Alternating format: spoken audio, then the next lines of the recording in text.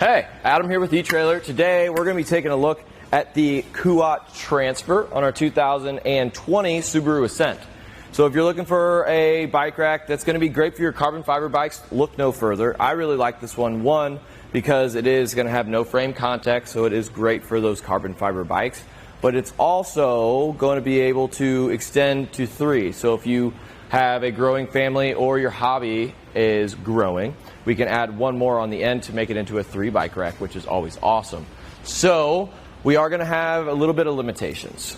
It's going to have about 40 pounds per bike, so not going to be great for your big electric bikes. And our width of tires is going to be only up to about 3 inches in diameter, in width. When it comes to diameter, it's going to be 18 to 29 inches. So for some of those kiddos bikes, I really do think it's going to work for majority of the bikes that you throw at it.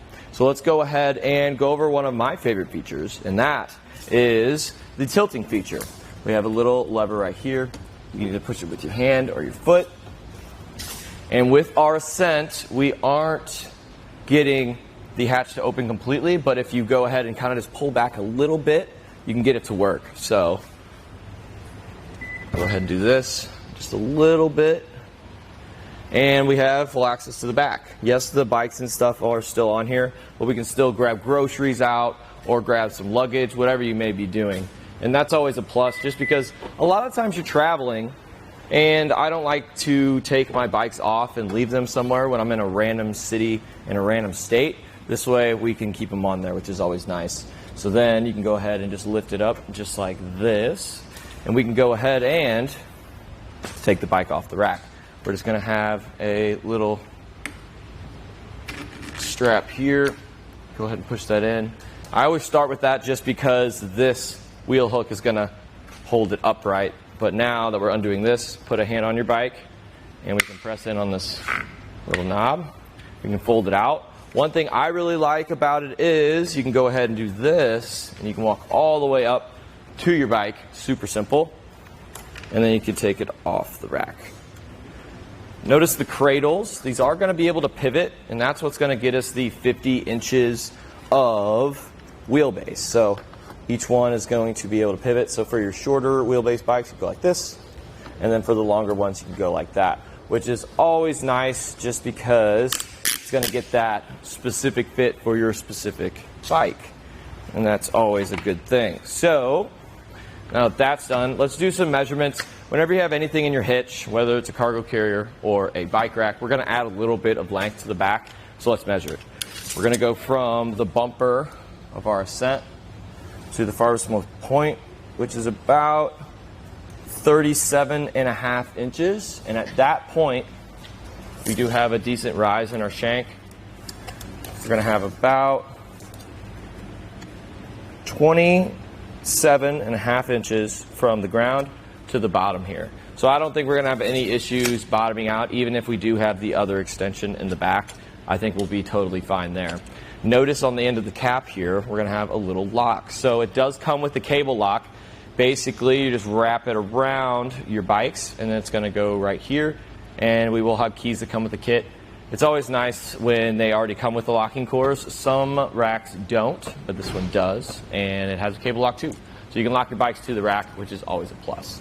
So what we're going to do now is use that same exact lever I used for the tilt away feature to fold it up.